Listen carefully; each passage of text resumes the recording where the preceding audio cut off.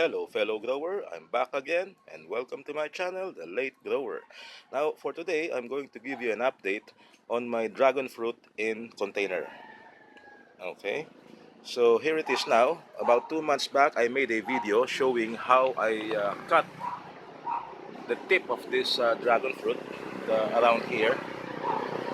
Okay, and after 2 months, it has grown two branches. One here and another one here. Now, right now, these two branches are about at least 1 foot long. Okay, and also at the same time, it is trying to grow additional branches here and also here.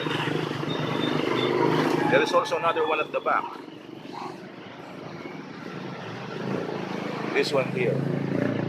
Okay, so it is trying to grow three more branches.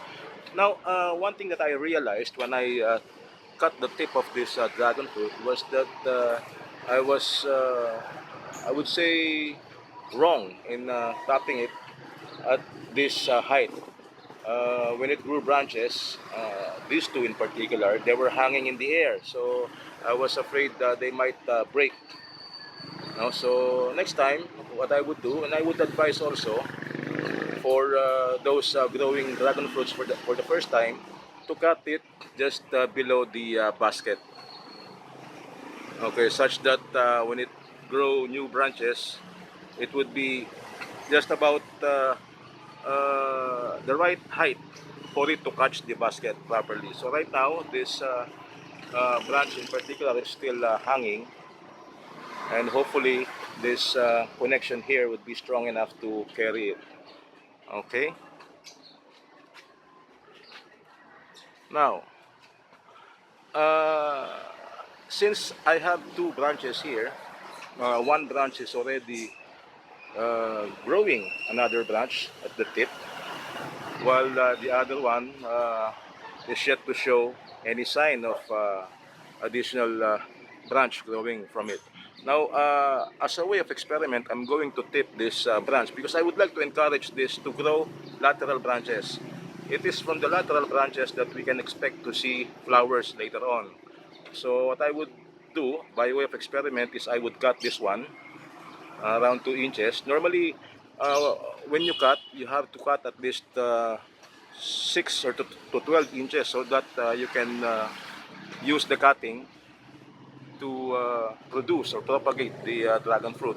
But in this case, I don't want to propagate. I have many cuttings right now, and I'm also giving you an update on my cuttings. So in this case, I would just cut it around here, just to as a way of experiment, just to see if it would grow additional branches on the side, because it is from those lateral branches that we can expect flowers later on. Okay, so I'm going to cut here. I decided to cut around here in this portion where it is leaning on the basket. Okay, now it is again floating in the air. Okay, so as I said, by way of experiment, I'd like to see if this branch would grow lateral branches. But as for this one, I'm going to leave it alone and let this new branch to grow, and I'll observe. So later on, I will give an update on the development of this dragon fruit in container.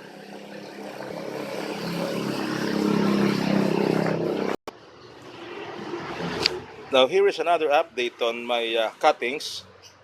In my previous video, I showed you my cuttings, and right now some of them have already grown branches. So you have here this one, quite long branch. This one grew two, and this one has one branch. And here there are two more. Okay, this one has grown quite long already. It has attached itself on this concrete wall.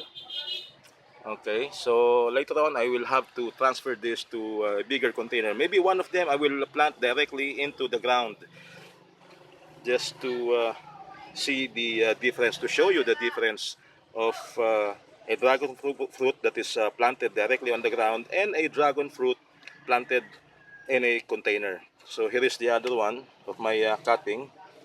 This one, it took about 3 months before it rooted. And in one of my videos, I even pulled this cutting to see if it is still alive. And once I saw that it has roots, I buried it again. And right now, it has grown quite a long branch already. This is the tip. So it's more than 2 feet already. And later on, I have to transfer it to a bigger container or maybe directly to the ground, this one.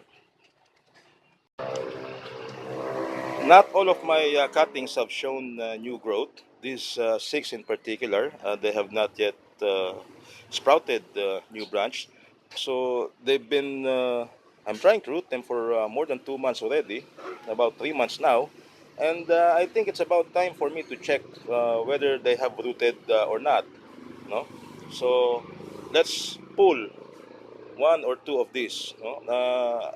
In my video about this, I tried to, and I'm trying to still root a young dragon fruit cutting, such as this one. You can see its color is light green because it's still a young branch, and also some mature branches. So now in this particular update, I'm going to pull this one out to see if it has rooted. Okay.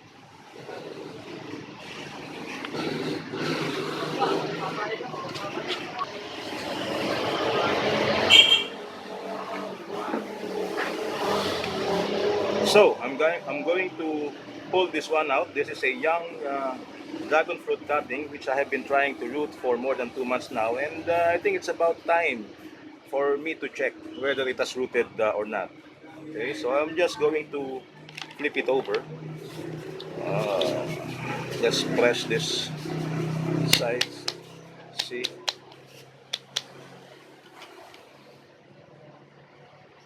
it's moving, but there is some resistance. So let's see if we can pull this out properly.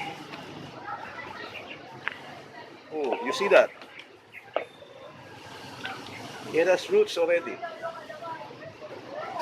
Very tender white roots.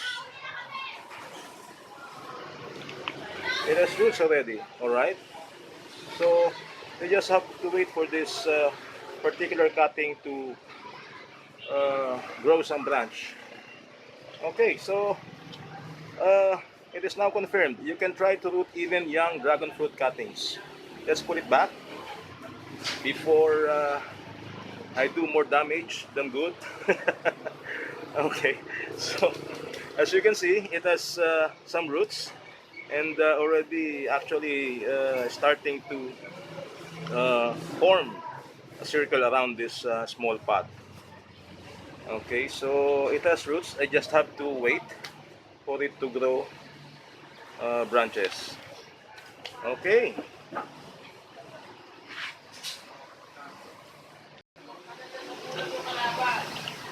So now that I have confirmed that this small and young dragon fruit cutting has already rooted, then there is no more reason for me to uproot the other ones. If this young cutting can root, then the more reason that the older ones must have rooted already.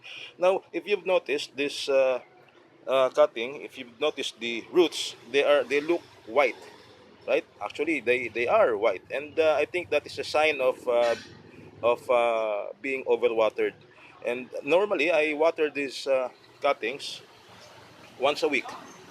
But since the sun is already on the south side of my house, they don't get that much sun here in the front yard. So what I would do now is to lessen the watering, uh, give it little water every week, or maybe water it every 10 days. Because as you can see, the white roots is a sign of being overwatered. So I will control myself from watering these dragon fruit cuttings. Okay, so this is it for this particular video. But before I end, I would like to again thank my subscribers. You see, I I think most of you know that there is this new rule of AdSense when it comes to monetization, wherein a YouTube channel must garner at least 1,000 views and 4,000 hours of viewing time. Now, in my case, I have already achieved the 4,000 hours of viewing time a few months back, and just struggling to reach the 1,000 subscribers. But right now, the channel is way past the 1,000 mark required by the new AdSense rule. So I'd like to thank my subscribers, the old ones who have stayed with me, and especially the new ones that are coming in the channel and subscribing. I know I don't have the best of videos. I don't have editing machine. Now this is just a hobby for me, but at the same time, anything that I can get from my AdSense would be a great help in my gardening expenses. So with or without the AdSense, I would continue making gardening videos, but with AdSense, of course, I would be encouraged to even more uh, produce content for this YouTube channel. So once again, thank you so much for those who have subscribed, those who have been with me since the start of this channel, and those who are joining right now. I cannot thank you enough for helping the channel. So thank you so much for watching, and I hope to see you in my next videos. Sorry for the noise again. Bye-bye!